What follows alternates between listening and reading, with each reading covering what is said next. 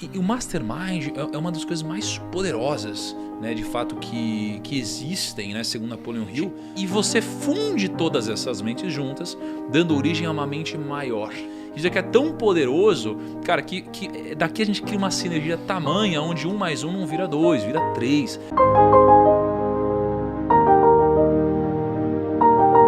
E o Mastermind é uma das coisas mais poderosas, né, de fato, que existem, né, segundo Napoleon Hill, porque ele diz que existe a possibilidade de você se juntar com outras pessoas que têm mentes, obviamente, e você funde todas essas mentes juntas, dando origem a uma mente maior. É o que eles chamam de The Mastermind, a mente mestra, de fato, né? Isso aqui é tão poderoso, cara, que daqui a gente cria uma sinergia tamanha, onde 1 mais 1 não vira 2, vira 3, né? E aí ele cita no livro vários exemplos, onde ele conversou com grandes personalidades, desde Andrew Carnegie, Henry Ford, e ele pergunta para eles, fala, cara, como você atingiu sucesso?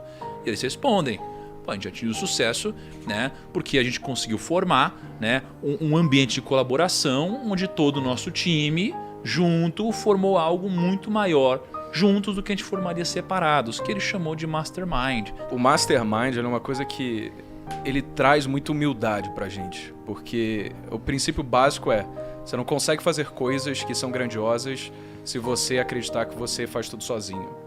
Então, o princípio pelo qual você é capaz de alcançar o sucesso é que, inevitavelmente, você preze pelo sucesso de várias outras pessoas. Que você vai conseguir escala no seu negócio porque você tem outras pessoas que estão trabalhando com você, seja uma instituição filantrópica ou qualquer tipo de organização que envolva mais pessoas. Elas vão conseguir chegar a determinado fim se tiverem várias pessoas ali em prol de um mesmo propósito, sabe? Inclusive, tem uma passagem aqui que ele fala que sucesso sempre é uma questão de esforço individual. Mas você se enganará se acreditar que consegue atingir sucesso sem a colaboração de outras pessoas. Sucesso só é individual, a extensão do pensamento de cada pessoa sobre o que ela quer, ou seja, sobre algo que vem de dentro dela. Só que, a partir do momento em que ela toma a decisão de agir em prol do sucesso, ela vai precisar de outras pessoas ao longo do caminho colaborando com isso. Assim, segundo Napoleon Hill, o Mastermind ele tem que ter basicamente 2 coisas em comum. Tá? Assim, primeiro, você precisa ter mais de uma pessoa. Tá bom, já né? tem. Então, assim, esse é um pré-requisito. Né? E depois, aí sim você precisa ter 2 coisas. Primeiro, essas pessoas elas precisam trabalhar ou estar juntas ou se relacionar de uma forma harmoniosa. Mas é que aí você tem a harmonia, onde as discussões elas são construtivas. Tá bom. Então a gente está brigando, construtivo. mas a gente quer a mesma coisa. E tem aquilo onde a gente está brigando por uma questão de ego, onde a gente não se sente bem estar junto. E a segunda coisa é que vocês precisam ter um objetivo, uma direção, um caminho parecido. Né? Então se vocês tiverem mais de um, trabalhando de forma harmônica e quiserem a mesma coisa, vocês vão formar um Mastermind. Agora, qual que é o ponto? Né? A qualidade ou a capacidade das mentes que se unem, quanto mais poderosas elas forem, mais poderosa é a mente mestra que é formada. Né? Então, se você traz para esse ecossistema que vocês têm, poxa, se ela fala uma pessoa que vocês admiram aí. O Flávio. Que veio aqui. Vocês trazem o Flávio aqui para dentro. E aí o Flávio quer a mesma coisa que vocês. E vocês estão trabalhando de forma harmoniosa, cara, essa mente, que é o fruto de todas essas somadas, vai ser muito mais poderosa. Né? Então é onde a gente começa até a assimilar isso daqui, é o networking. Né? Aquela coisa de, se eu trago uma pessoa boa, eu elevo o meu nível de hábitos e resultados. Total. Só que o mesmo também acontece da forma inversa. Porque se você trouxer uma mente que, cara, quer a mesma coisa, tá trabalhando de forma harmoniosa, mas, cara, não agrega em nada, será que é uma pessoa que você quer ter no seu Mastermind? O Mastermind ele nasce em casa. O Mastermind nasce em casa. Ele nasce lá na sua família, nasce no seu relacionamento. Ele nasce com o seu cônjuge, com a sua cônjuge.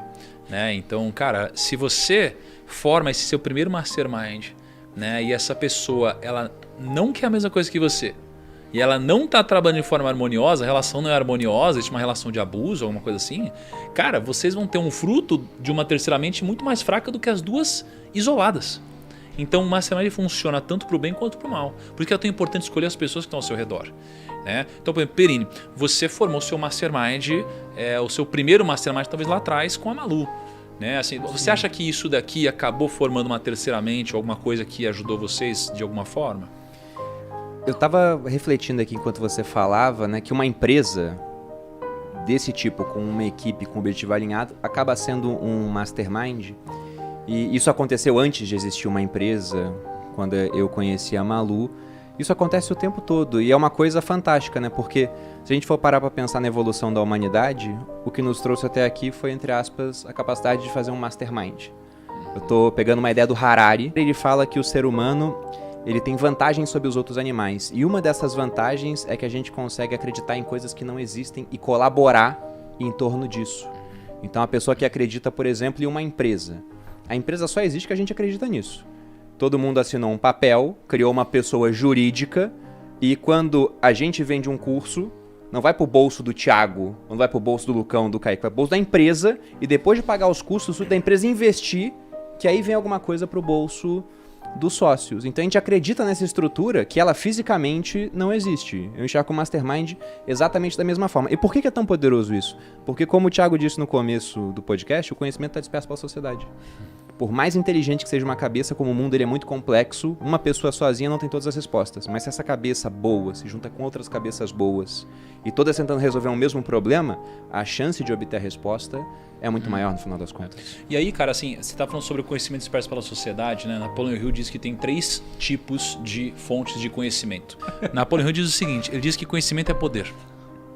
Tá? Por que ele diz que conhecimento é poder? Porque as coisas primeiro acontecem na sua cabeça, depois acontecem aqui fora. Então, primeiro acontece no âmbito mental, depois no âmbito material. Logo, primeiro acontece aqui através do seu conhecimento, depois transforma a realidade. E se conhecimento é poder, né? As fontes de conhecimento são fontes poderosas de transformação na sua vida. E Napoleon Hill diz que tem 3 tipos de conhecimento. Tá? O primeiro tipo de conhecimento, a primeira fonte de conhecimento, que é onde você vai buscar o que vai se materializar lá na frente, ele diz que é a inteligência infinita. Tá? A inteligência infinita é uma fonte de conhecimento. Tá? A inteligência infinita é aquela fonte que você não consegue explicar. É aquilo que vem, e Napoleon Hill diz isso, é aquilo que vem de Deus, é aquilo que vem da intuição, é aquilo que você não consegue muitas vezes explicar. E ele diz que você tem a experiência acumulada e a experimentação em pesquisa. Né?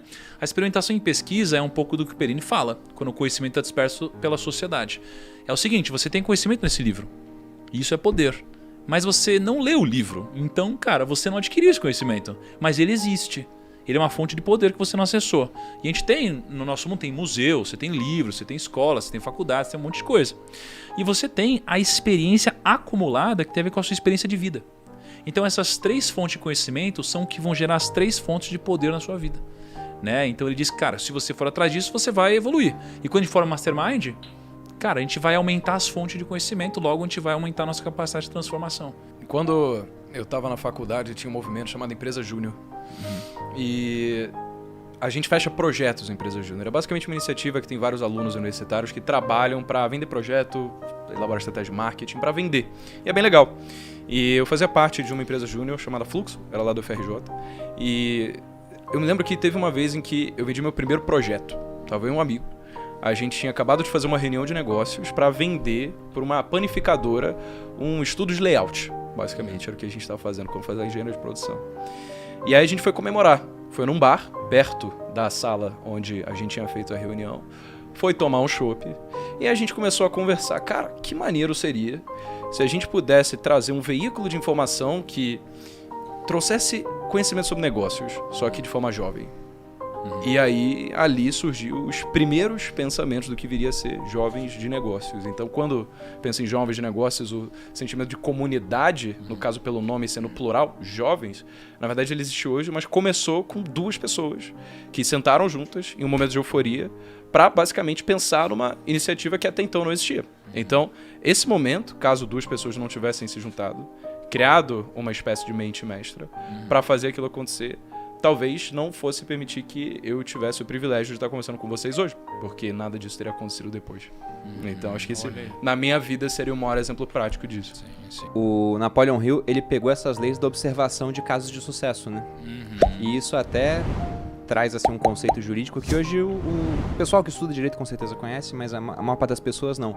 Hoje a gente entende lei como aquilo que está no Congresso e o pessoal escreve. E aí quando um deputado quer, ele vai lá e aprova uma lei criando o Dia Nacional do Pão de Queijo, por exemplo. E aquilo vira lei. Só que isso é a lei positiva, né? Tá escrito lá, foi positivada. E tem aquela lei que vem do justnaturalismo. O pessoal fala que as leis, elas já existem, é que a gente não descobriu ainda. Igual a gravidade. Não é porque você não conhece a lei da gravidade, você vai sair voando por aí. Você pula e é puxado de volta pro solo. Então lá atrás esse conceito ele era muito mais forte, ele foi meio que largado e ele voltou a ser forte na época da Segunda Guerra Mundial, depois que a gente ganhou dos nazistas, né? A gente que eu digo o mundo livre. E aí os nazistas, a defesa deles no julgamento era que, olha, eu só segui a lei. Na lei tá aqui, que eu podia tirar o patrimônio do judeu, por exemplo. Eu não fiz nada de errado, eu estava cumprindo ordens e seguindo a lei. Porque os nazistas criavam as leis que eles queriam seguir. Mas pelo justnaturalismo, a gente sabe que certas coisas são erradas. Então, Napoleon Hill, ele não escreveu que o Mastermind é uma lei. Ele só descobriu que o Mastermind é uma lei. E se você for ver, não tem um caso.